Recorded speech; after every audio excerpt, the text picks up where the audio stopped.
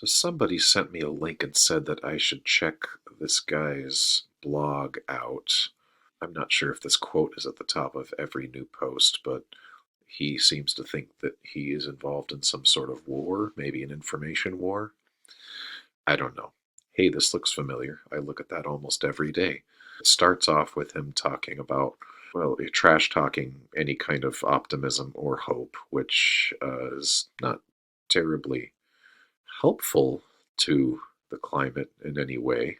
So their big idea is to be optimistic and hopeful. It's like, okay, well, yeah, otherwise people aren't going to be motivated to take any positive action. This is very, very basic stuff on, the way humans function.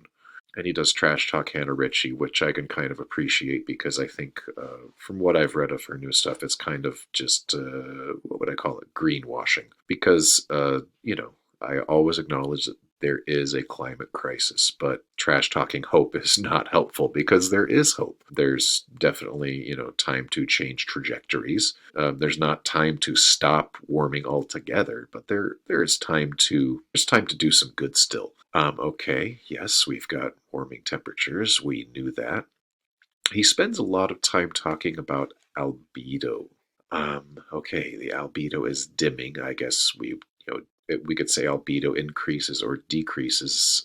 Dimming isn't really a good term for it, but I think I know what he means there. So he shares some data from different studies talking about albedo, and he's talking about basically claiming that this reduction in albedo is responsible for a lot of the recent warming. There is something to that, but it's not necessarily the way he presents it. So here we have this visual is showing us northern hemisphere albedo is in red, southern hemisphere is in blue.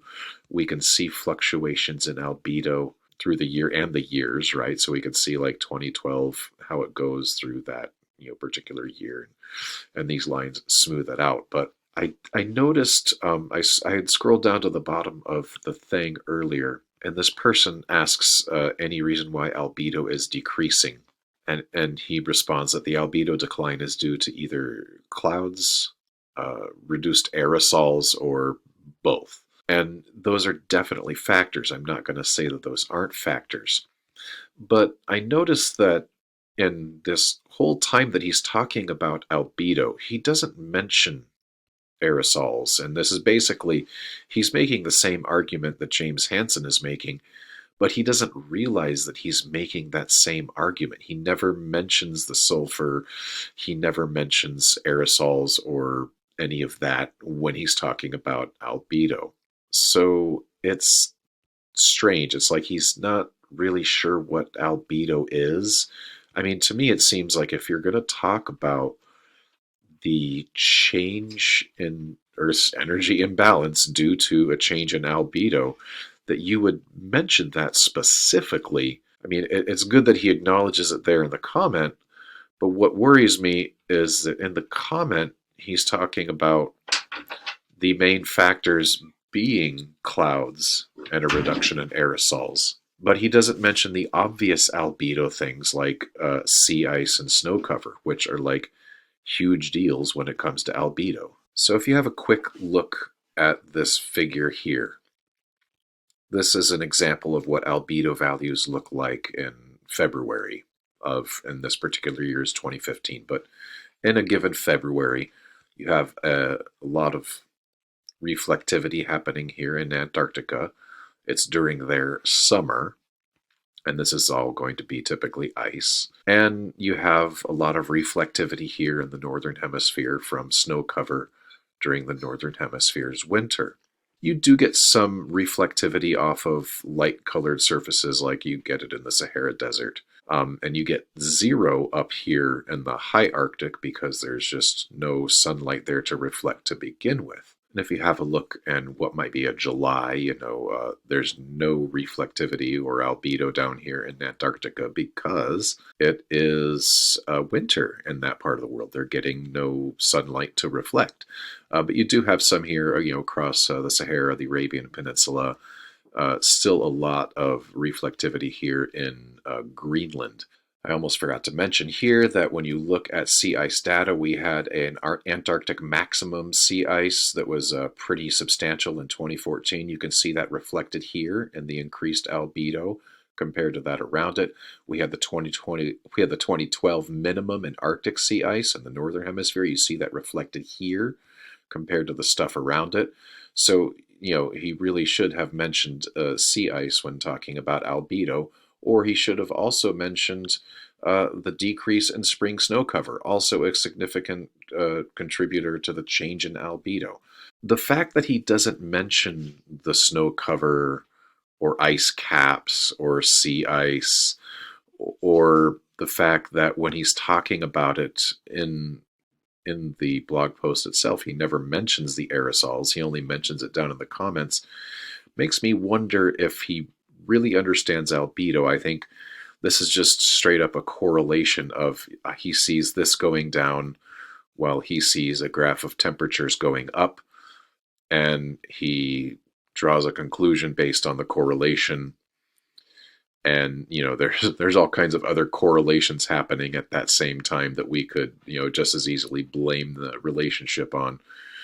But that's not saying that there isn't a relationship. I just don't think he really understands the relationship.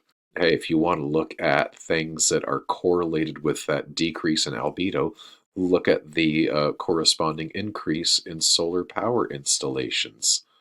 This it's quite the relationship. Look at this map of solar energy stations just built from 2016 through 2018. They're talking about how they used machine learning for modeling this. It's like, yeah, there's been a lot of expansion in solar, and guess what? This is a paper on the impact of solar farms on albedo, and that there's a significant decrease in albedo for most solar farm samples. And of course, you can go look up this paper. There it is. That's its title. But if you want to go down a rabbit hole and crunch some numbers, that would be fun for you to do if you ever have a look at this. Go spend some time on that. And a lot of this is stuff that I personally agree with. I don't agree with everything he's talking about.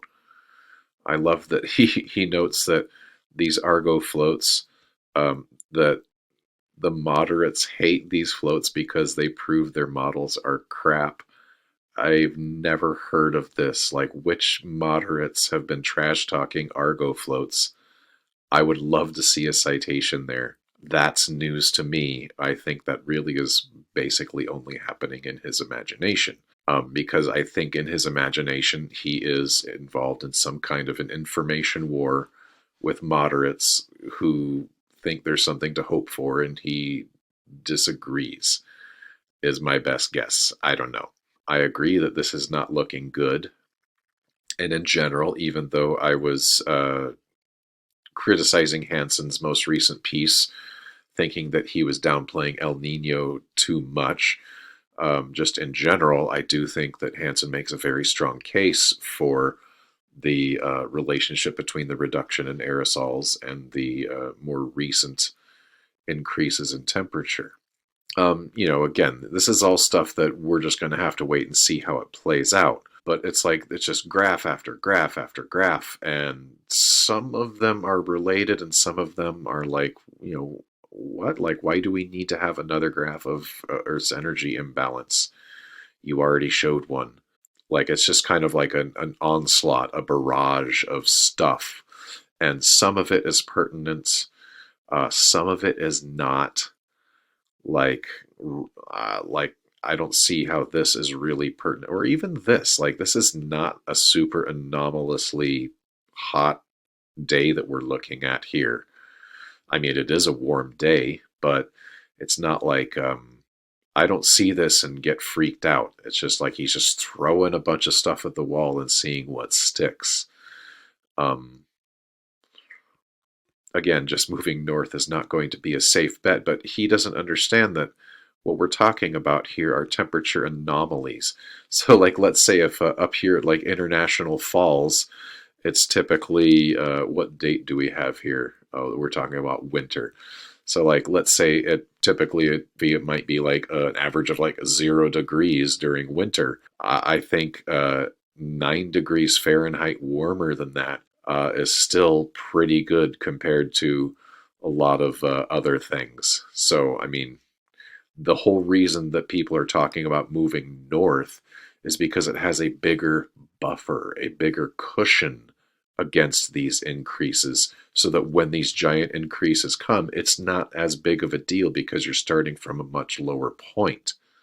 Because even this looks like a tremendously huge anomaly, it's still cold there, and it's still going to be much colder there than it is anywhere down here, and that's kind of important. So then he talks about, Arctic amplification, which is true. It's a real thing. It's going to cause boreal forests to burn. It has been going on in Siberia. There's this wildfire from 2021 in Yakutsk. There's some last year's fires in Canada, which were tremendous.